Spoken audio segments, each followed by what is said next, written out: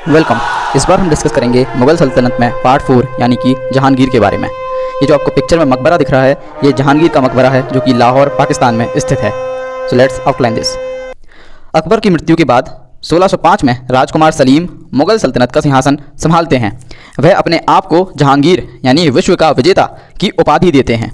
जहांगीर के शासन के दौरान कई विद्रोह उभर कर आते हैं, जिनमें से मुख्य है जहांगीर के बेटे खुसरो के द्वारा किया गया विद्रोह। अकबर 1605 में अपने आखिरी समय में जहांगीर से खुश नहीं था और उसे अगले शासक के रूप में नहीं चुनना चाहता था। अकबर की मौत के बाद इस बात का फ़ायदा खुसरो ने उठाना चाहा। खुसरो ने अपने पिता जहांगीर के खिलाफ विद्रोह कर दिया। 6 अप्रैल 1606 को खुसरो सिकंदरा के लिए निकलता है अकबर के मकबरे को देखने के लिए। यहाँ से वह मथुरा चला जाता है जहाँ उसे हुसैन बेग अपनी सेना के साथ मिलता है। यह दोनों पानीपत जाते हैं और वहाँ इन्हें लाहौर का गवर्नर अब्दुल रहीम मिलता है। इस बीच जब खुसरो अमृतसर के निकट से गुजरता है तब उसे सिखों के 5वें गुरु अर्जन देव आशीर्वाद देते हैं। खुसरो अपनी सेना के साथ लाहौर को घेर लेते हैं। लाहौर पर हमले की खबर सुनकर जहांगीर अपनी सेना लेकर लाहौर आ जाता है। खुसरो और जहांगीर की सेना के बीच युद्ध होता है जिसमें खुसरो की सेना की हार होती है। युद्ध के बाद खुसरो और उसके सहयोगी युद्ध स्थल से भागने का प्रयास करते हैं, परंतु चिनाब नदी पार करते समय जहांगीर की सेना उन्हें बंधक बना लेती है। 1607 में बंदी बनाए जाने के बाद खुसरो को कई यातनाएं दी जाती हैं। 1622 में राजकुमार खुर्रम के आदेश पर खुसरो को मौत की सज़ा दी जाती है। खुसरो की मदद करने के जुर्म में जहांगीर सिखों के 5वें गुरु अर्जन देव को भी मौत की सज़ा देता है। जहांगीर की स्वलिखित जीवनी तुजुक ए जहांगीरी अपनी लेखन शैली के लिए प्रसिद्ध है। इस जीवनी में जहांगीर के दौर के कला, इतिहास, राजनीति और राज परिवार के बारे में वर्णित है। जहांगीर ने ही ईस्ट इंडिया कंपनी के साथ सीधे तौर पर व्यापारिक संबंध स्थापित किए थे। 1612 से 1615 के बीच कैप्टन विलियम हॉकिंस और सर थॉमस रो मुगल दरबार में जहांगीर से मिलने आए थे, ब्रिटेन के राजा जेम्स प्रथम के दूत बनकर। पहले विलियम हॉकिंस और बाद में थॉमस रो ने आकर ब्रिटिश व्यापारियों के लिए व्यापारिक विशेष अधिकार प्राप्त किए। ईस्ट इंडिया कंपनी को व्यापार करने की इजाज़त सूरत, बम्बई, कोलकाता, आगरा और अहमदाबाद में मिली। पहली व्यापारिक फैक्ट्री खोलने की इजाज़त ब्रिटिश ईस्ट इंडिया कंपनी को 1613 में सूरत में मिली। जहांगीर की संतानें। जहांगीर का पहला निकाह 1585 में जोधाबाई के भाई भगवंत दास की बेटी मानबाई से होता है। इस शादी से जहांगीर को संतान के रूप में खुसरो मिला। इसके बाद जहांगीर ने कई निकाह मुगल और राजपूत राजकुमारियों से किए। इनमें से मुख्य है मारवाड़ के राजा उदय सिंह राठौर की पुत्री जगत गोसाई से हुआ निकाह, जिससे जहांगीर को संतान के रूप में खुर्रम मिला। नूरजहां। नूरजहां मुगल दरबार में मौजूद बिहार के गवर्नर शेर अफगान की पत्नी थी। जहांगीर का दिल नूरजहां पर आ जाता है, परंतु विवाहित होने के कारण अकबर नूरजहां से शादी के लिए नहीं मानते हैं। कुछ इतिहासकारों का मानना है कि जहांगीर ने नूरजहां से शादी करने के लिए शेर अफगान की हत्या करवाई। वहीं कुछ का कहना है कि शेर अफगान की मृत्यु हो जाने के बाद नूरजहां ने जहांगीर का शादी प्रस्ताव मंजूर कर लिया। जहांगीर से निकाह हो जाने के बाद नूरजहां, जिसका नाम मेहरुनिसा भी था, जहांगीर की सबसे पसंदीदा बेगम बन जाती है। नूरजहां के पिता इतिमाद उद दौला एक प्रतिष्ठित व्यक्ति थे। मेहरुनिसा से निकाह के बाद उसके पिता को मुख्य दीवान का पद दिया गया। साथ ही मेहरुनिसा के परिवार के अन्य सदस्यों को भी मुगल दरबार में कई अहम पद दिए गए। नूरजहां का बड़ा भाई आसिफ को खान ए समन पद पर नियुक्त किया गया। यह पद खास विद्वान लोगों के लिए आरक्षित था। 1612 में आसिफ खान की बेटी आरजूमंद बानो बेगम का निकाह जहांगीर के तीसरे बेटे खुर्रम से हुआ। कुछ इतिहासकारों का मानना है कि नूरजहां ने मुगल दरबार में एक संगठन बना लिया था जिसे जुंटा कहते थे। यह संगठन मुगल दरबार के अहम फैसलों पर असर और उन्हें अपने हिसाब से ढालने के लिए काम करता था।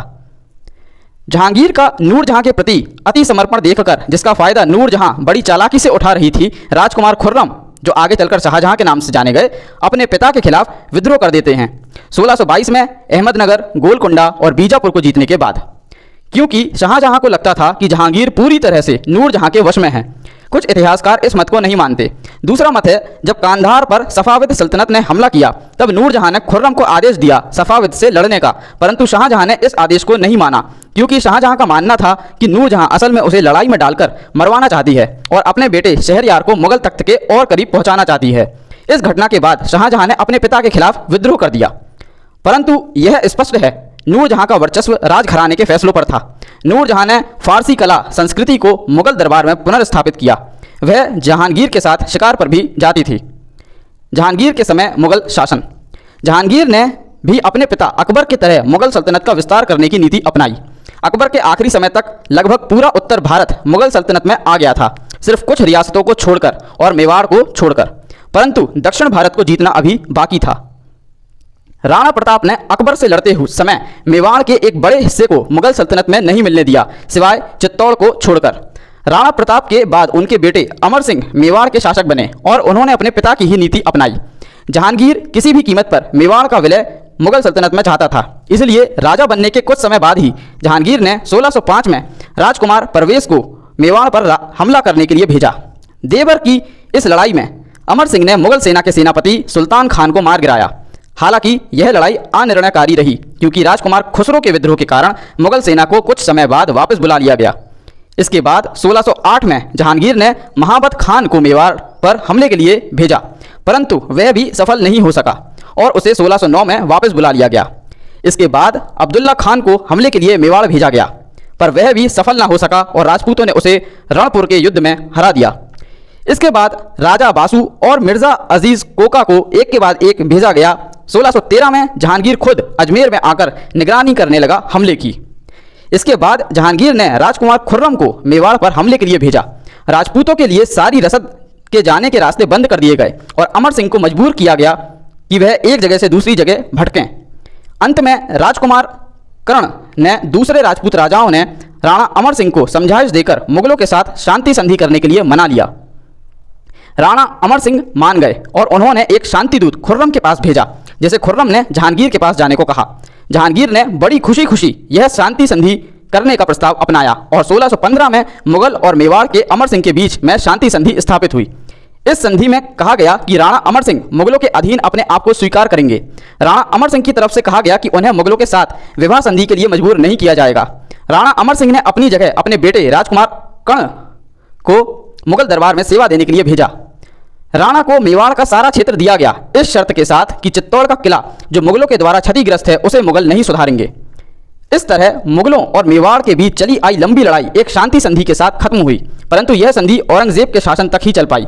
औरंगजेब के शासक बनने के बाद उसके क्षेत्र हड़प करने की नीतियों के कारण उस समय के राजपूत राजा राज सिंह को मजबूरन मुगलों से दोबारा लड़ना पड़ा। जहांगीर का दक्षिण भारत विस्तार। दक्षिण भारत की ओर विस्तार की जो नीति अकबर ने शुरू की थी, जहांगीर उसे आगे ले गया।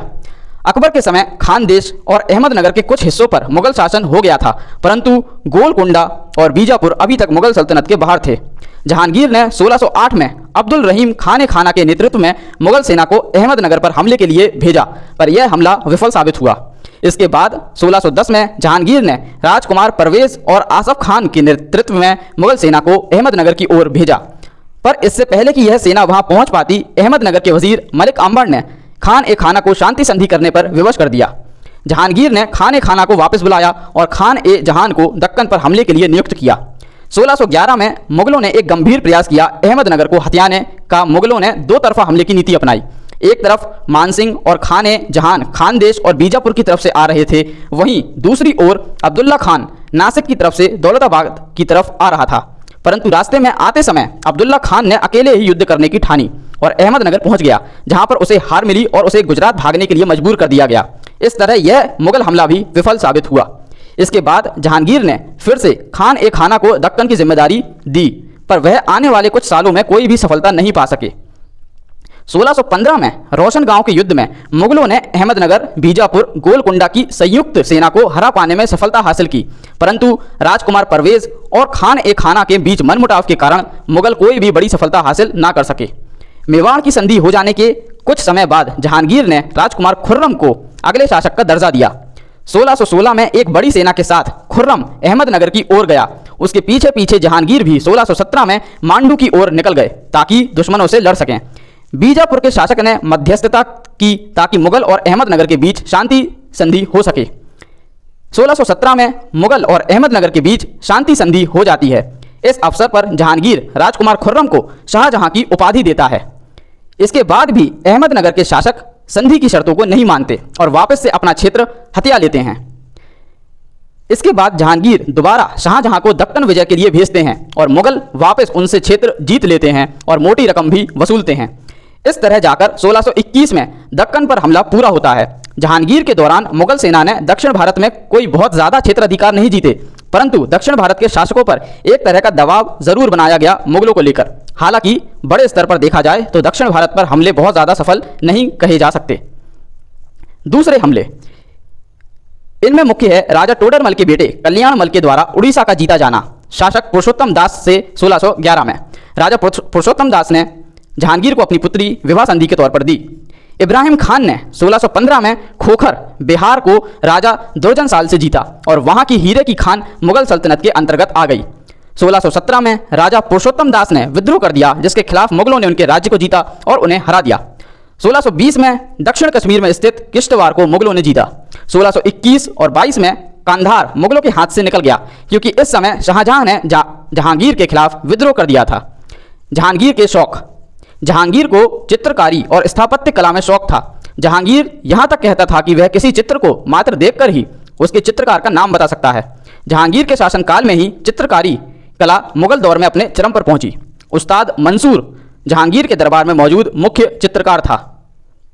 जहांगीर का आखिरी समय, जहांगीर अपनी बिगड़ती हुई सेहत को सुधारने के लिए लाहौर से कश्मीर की ओर जाने का निश्चय करता है। रास्ते में उसे बहुत तेज ठंड लग जाती है और वह वापस लाहौर आने के लिए यात्रा शुरू करता है, पर इस यात्रा के दौरान उसकी सन 1627 में मृत्यु हो जाती है। पहले उसके शरीर को सराय सादाबाद कश्मीर के निकट दफनाया जाता है, बाद में उसके शरीर को लाकर शहादरा बाग लाहौर के निकट दफना दिया जाता है। जहांगीर की मौत के बाद उसका तीसरा बेटा खुर्रम अगला मुगल शासक बनता है। तो यहाँ हमने डिस्कस किया मुगल सल्तनत का पार्ट 4 यानी कि जहांगीर के बारे में। इसके बाद नेक्स्ट पार्ट में हम शाहजहां के बारे में डिस्कस करेंगे। वीडियो देखने के लिए थैंक यू।